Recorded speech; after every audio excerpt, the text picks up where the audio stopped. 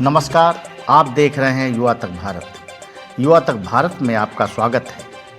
मैं हूं आपके बीच में के एस शर्मा। आज हमारी चर्चा का विषय है हल्द्वानी वायलेंस।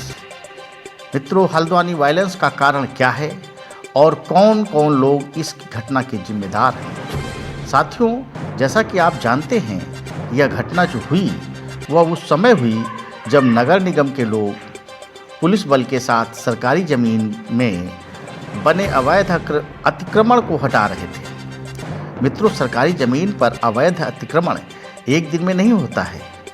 अवैध अतिक्रमण कई वर्षों में होता है। एक साथ इतनी अधिक झुग्गी झोपड़ियाँ और मदरसे एक दिन में नहीं बन जाते हैं, रातों रात नहीं बन जाते हैं। सरकारी ज़मीन पर अतिक्रमण धीरे धीरे शुरू होता है। साथियों, उसी समय कार्यपालिका अर्थात प्रशासन की जिम्मेदारी बनती है कि उसे रोका जाए, लेकिन ऐसा नहीं होता है। तो इस हिंसा का प्रथम जिम्मेदार व्यक्ति मैं वहाँ की कार्यपालिका को मानता हूँ, और दूसरा जिम्मेदार जो व्यक्ति है वह हमारे यहाँ की लचर कानून व्यवस्था।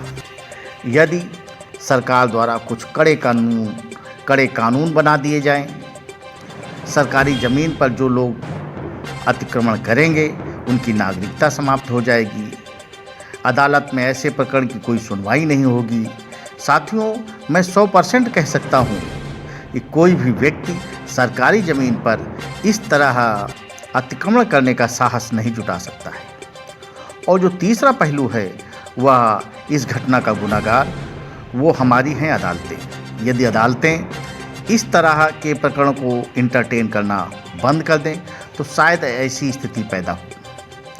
जब अतिक्रमणकारी या दुहाई देने लगते हैं कि वह या तो मानवता का हनन हो रहा है यहाँ पर, और इसके सपोर्ट में राजनीतिक पार्टियाँ खड़ी हो जाती हैं और ये दलील देने लगती हैं कि ये लोग बेघर हो गए हैं क्योंकि उन्हें अपना वोट बैंक दिखने लगता है।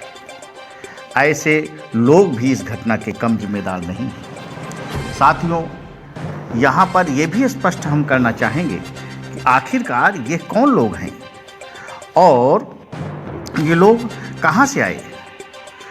ये और कोई नहीं बल्कि रोहिंग्या और बांग्लादेशी घुसपैठिए हैं, जिन्हें हमने और आपने जब वे आए और वहाँ अपनी झोपड़ियाँ बनाना उन्होंने शुरू किया, लेकिन हम में से किसी व्यक्ति ने भी इसकी सूचना प्रशासन को नहीं दी।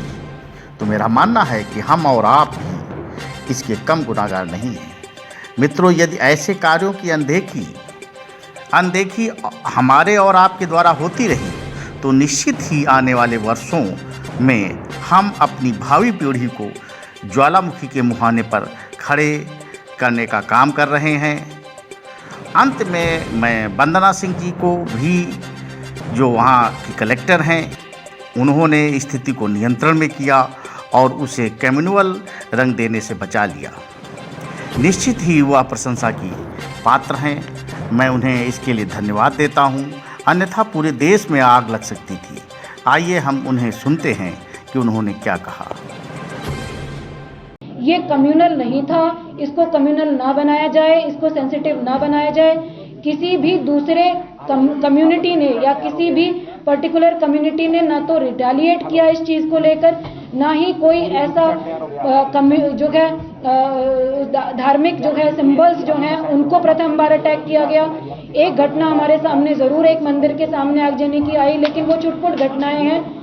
ये स्टेट मशीनरी को चैलेंज करने की कोशिश थी, राज्य सत्ता को और कानून व्यवस्था को चैलेंज करने की कोशिश थी। इसको इसी के रूप में देखा जाए, इसी के रूप में निपटा जाएगा। हम लोग असेसमेंट करा रहे हैं सभी परिसंपत्तियों का। शाम को फिर ब्रीफिंग करेंगे। जो भी अपडेट शाम तक की होगी आपको दी जाएगी और हम आपको ब्रीफ करते रहेंगे।